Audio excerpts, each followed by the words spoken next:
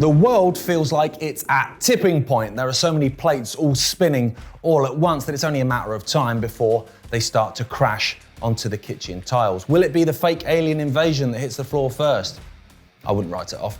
Most people, no matter what political persuasion or view of reality, are aware that something has to give. And during this time of chaos and confusion, the people are also aware that no one in the political class represents them. There's no opposing political parties anymore. Maybe there were once way back, but not anymore. Just last week, the Labour Party celebrated the election of a 25-year-old lad by the name of Keir Mather. Now, his age shouldn't matter in most jobs. If you're good enough, you're old enough. But when it comes to representing the working classes, as the Labour Party claimed to, surely a privately educated Oxford graduate who's never lived in the real world or had to concern himself with putting food on the table isn't the best person to be fighting the corner of those that do have to concern themselves with survival. By the way, that's not a dig at him. He's not responsible for his upbringing, but it is so far removed from most people's reality, it does make it near impossible to relate. What Keir is good at, though, it seems, is throwing abuse at people he disagrees with. No wonder Labour love him. At his time with the Oxford Union, he labelled Germaine Greer, the Australian writer, as an abhorrent transphobe, because she doesn't think women have penises. This will almost certainly be the next government, and they'll make following the science somewhat confusing, as party leader Trilateral Commission member Insincere Starmer doesn't even know what a woman is. By the way, he knows exactly what a woman is. He's married to one, but he can't say that out loud because that would make him a bigot. At this point in the illusory choice between the two parties, I actually prefer the Conservatives because at least they don't even try and pretend they care about folk. They're quite honest with their disdain for the population. I actually respect that more. If you're going to punch me in the face, at least own it, rather than tell me you're doing it for my benefit. In truth, the UK and US are one-party states with a veneer of democratic choice long since removed. Conservatives can't stand the Conservative Party because they're not conservative, and they're really no different now to the Labour Party. And the Labour voter base in large swathes can't stand the Labour Party as they don't represent the working classes and are no different now to the Conservative Party. You can apply this to the US by simply swapping out the party names. But come election day, off the two groups will trot off to put an X next to the party they can't stand and know doesn't represent them, because that's what they've always done. And at least it will be my World Economic Forum scumbag in the hot seat and not the other team's World Economic Forum scumbag. The blind tribalism to the party means nothing will ever change. And that's just great news for those truly in power behind the scenes, because one of these two compromised institutions will always get in, and thus they will always get in. The media, of course, play their role in ensuring this one-party illusion of democracy remains in place. Last week, the Reclaim Party, a new political party headed by actor and presenter Lawrence Fox, finished fourth in the Uxbridge by-election. That's the former seat of the Eton mess and Zelensky fluffer, Boris Johnson. The usual suspects, of course, finished 1 and 2, but Reclaim finished ahead of another legacy party, the Liberal Democrats. That was despite no media coverage of the Reclaim Party campaign and no invites to public debates. That's reserved for the big boys. When asked why they weren't speaking to Lawrence Fox, the BBC reportedly said they wouldn't be talking to him under any circumstances. Even if he wins, even if he wins. Let that sink in. That led to an online cheerfest from the caps lock leftist mob that regularly troll Fox, often with uncalled for digs about his personal life and family. #be kind and all that. But like when they celebrated another hate figure of theirs, Nigel Farage, having his bank accounts cancelled, their joy at the shunning of the Reclaim Party is so short-sighted that it actually almost beggars belief. These people hate the one-party state, and trust me, the one-party state hates them too, and yet they're cheering on the protection of it. It's extraordinary. They don't need to like Fox or the Reclaim Party, but if you want to live in a democracy and not a dictatorship, then everyone needs to have their voices heard and all political parties given the same opportunity to promote their policies to the electorate. Only when all ideas are out in the open can we find the best solution for society's problems and move forward. That's basic. It really shouldn't need explaining. And on the subject of Farage's bank account, did anyone see the BBC's apology this week? Yep, they were forced to apologise for reporting as fact false claims about him and his bank account issues. If only they had their own misinformation department. Maybe they should start one. Australia is a traumatic place to be now. I mean, I have a decent mental strength, so it's okay for me. But especially when you go to Victoria, you know, where Daniel Andrews was, where I was during the lockdowns, for me, there's a lot of trauma. I remember, you know, on that corner I was shot at with rubber bullets, or on that corner I was tear gassed, or on that corner I had to hide from the police. You know, we had to hide under, even an hour after the protest, police would still scour the city looking for us. You know, I got fined for going to lunch, you know, like it's just insanity. They would turn up to my house at 1 a.m. in the morning, and I lived with my brother and my sister-in-law who had a baby. She was breastfeeding at 1 a.m. in the morning. They've ransacked my houses. They've interrogated my 4-year-old nephew, you know, so there's all that trauma. But what I would say, I have realised very recently, actually, just in the last 2 weeks, and this is a controversial statement that probably this is the first time I'm going to publicly say it. Okay. And that is that democracy is dead. It's that simple. It's hard to disagree. I'm sorry, but in Melbourne, we had 600,000 people on the streets in this one protest. We only have 6 million people in the entire state, okay? That, in a democracy, should be enough to change everything, okay? Yeah. A democracy literally means the people power, the power of the people. We were absolutely powerless, and we still are. It doesn't matter how many you petition, it doesn't matter how much you protest. It is absolutely not a democracy. And I'm not sure what word it is. I've heard of statism, I've heard of maybe social communism, but I'm doing my research at the moment because it just dawned on me. And what I realize is once you can accept what you aren't, then you can start to work towards what you want to become. Yeah, of course, yeah. In a democracy, I would not have been put in prison. That's just it. In a democracy, we wouldn't have been shot with rubber bullets. It's not a democracy. That bit is, I mean, it's all insane, but looking from over here at Australia, at New Zealand, at Canada, to be fair, it was mind-blowing, you know. It was all the same. Yeah. Obviously, we have a similar structure with being under... Well, under Klaus Schwab's leaders, sure, whatever we're under, but it did seem like we were in lockstep with each other, and how someone can deny that there is a globalist movement towards a one-world government is just idiotic, really. Yeah. Because it's so obvious. Exactly. But Melbourne, Australia, obviously has won the competition for the longest and I would say harshest lockdowns. Isn't something that we wanted to win. No. But I will end this on just a slightly hurtful point, which is that because of all the trauma we went through, our freedom movement per capita, I would say, is the biggest in the world per capita. Yeah, you know? Of course. So we have events every weekend. We have groups everywhere. We have you can't keep up. You can't keep up. And so I'm really proud.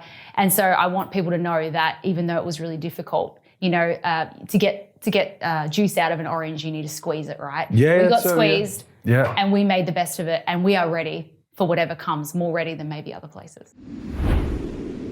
The problem becomes for me, though, is that people have an underlying belief that it's supposed to be different here. And if we found out that this place was built to be insane, then that explains a lot of what this is. If this is really built, like the Gnostics and the Cathars say, as a place to mine human souls for energy, and that's really all it is, then we have to really start making decisions of what we do with our energy and what we do with our time, because it's obvious we can transform ourselves. We can put focus on where we are and make transformations to ourselves. We can make transformations to small groups and people around us.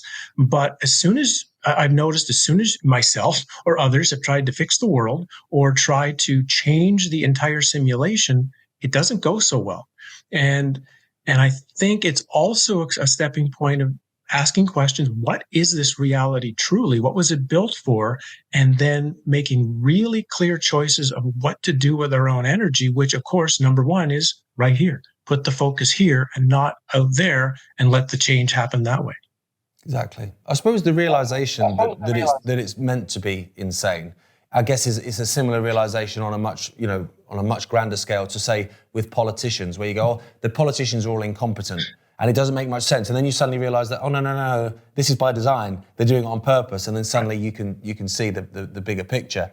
The next question comes from Philip. He says, I like the Buddhist idea of the Bodhisattva, if I'm saying that right, who keeps coming back whilst apparently knowing that it's all an illusion, but illusions are relatively real. Is enlightenment going completely beyond all opposites?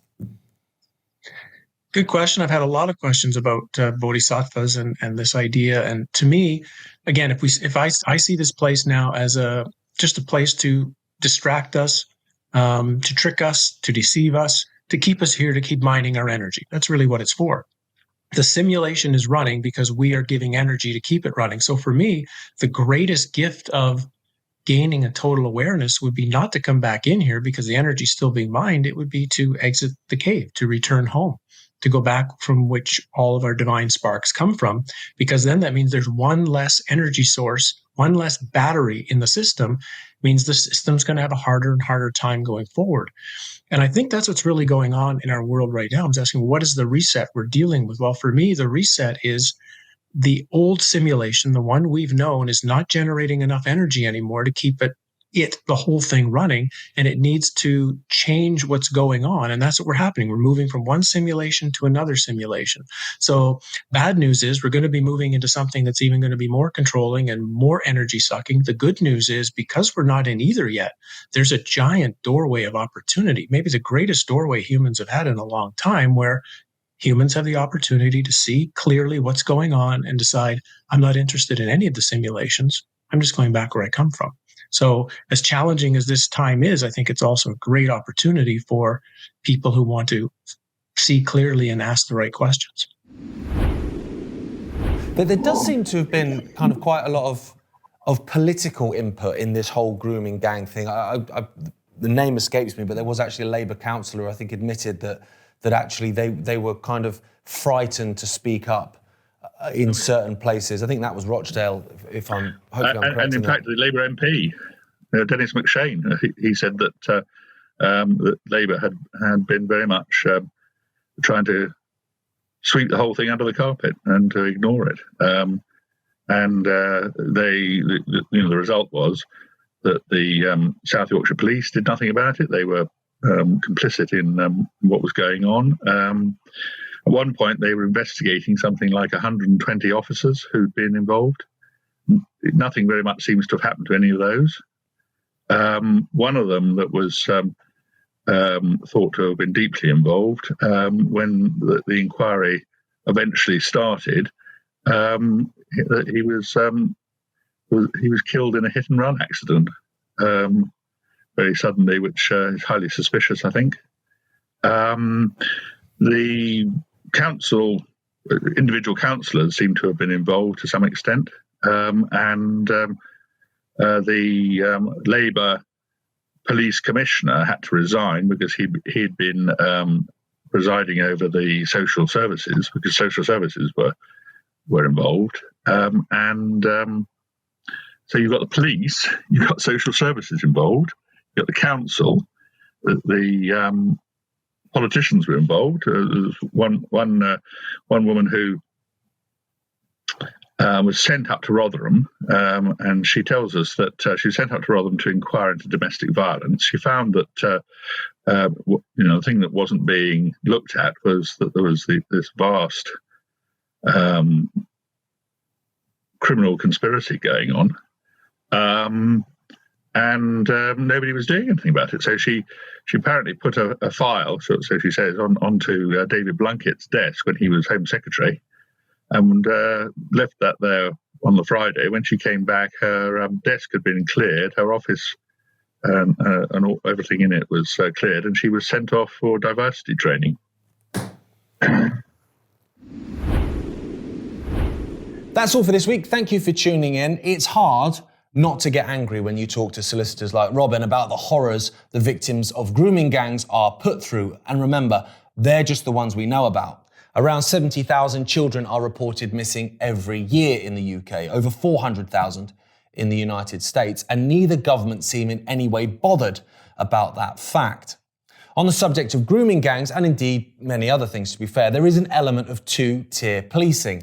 Now, I'm not saying all police officers are bad, that they aren't, and you'd soon be on the phone to one if you were in danger. But the decision-making above them has created a situation where grooming gangs are treated with kid gloves and politically motivated sensitivity, while misgendering someone on social media will lead to a knock on your door.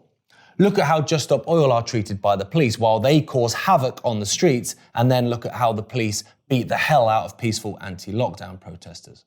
This way of policing will lead to disorder, and it already is.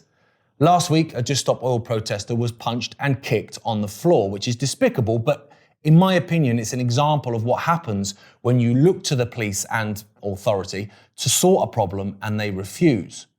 People end up taking matters into their own hands, and often when they're at the end of their tether, which rarely ends well. If I'm sat at a standstill, I'm unable to get to work or get my kid from school because some scruffy tow rag is slow walking in the middle of the road, and I see a policeman handing them a bottle of water, I'm not going to take that well. In another example, in the good old days, if you saw a man walking into a female toilet, they'd have been quickly given a pull by security. But now you can just self-ID, you can do what you like. A dad's going to put up with that if their daughter is in that bathroom. Of course they're not. And so now, rather than a security guard following the man into the bathroom and escorting them off the premises, it will be an enraged father. So you can imagine how well that'll end.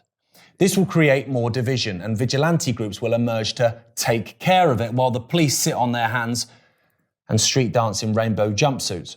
All I can see happening if we carry on at this current trajectory is more and more chaos. A chaos that people will soon demand some order is imposed to quell.